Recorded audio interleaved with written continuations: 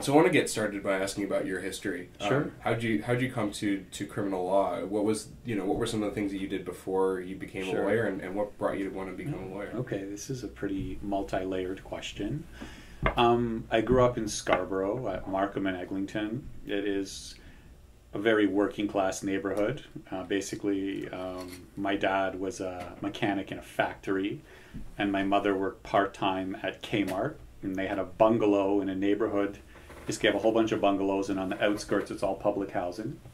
So as a teenager, the police harassed me. I was walking home from school, and this unmarked cop car stopped me, and they put this red light on the car that said, "Police, stop."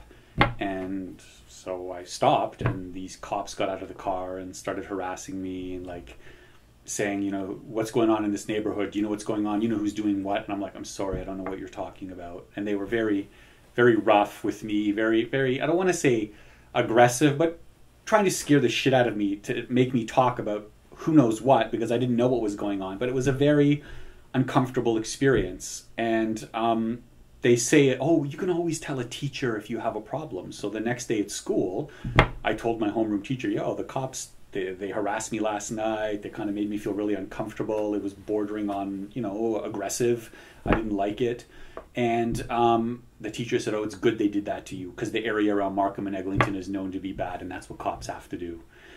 And at that point, I remember saying, oh, in my mind, fuck you, And I asked the teacher, if the cops did that to your son, how would you feel? He said, oh, that's different. We don't live in Markham and Eglinton. And at that point, I'm like, of course it's different, you motherfucker. Oh, should I swear in this or not? You go ahead and Okay. swear. I mean, I didn't call him a motherfucker, but in my mind, I thought, of course it's different, because it doesn't apply to you. And it's always different when it doesn't apply to you. And so it really left a nasty imprint in my mind of how, if you're not mainstream, if you're not middle class, if you're not, a certain way, you will always get treated differently by society, by the power structures in society.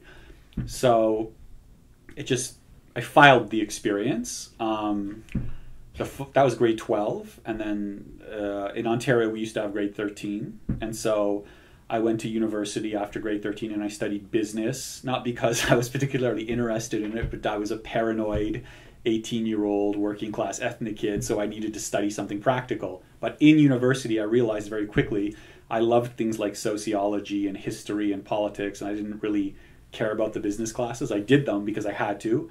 And when it ended, I said, okay, what am I going to do with my life?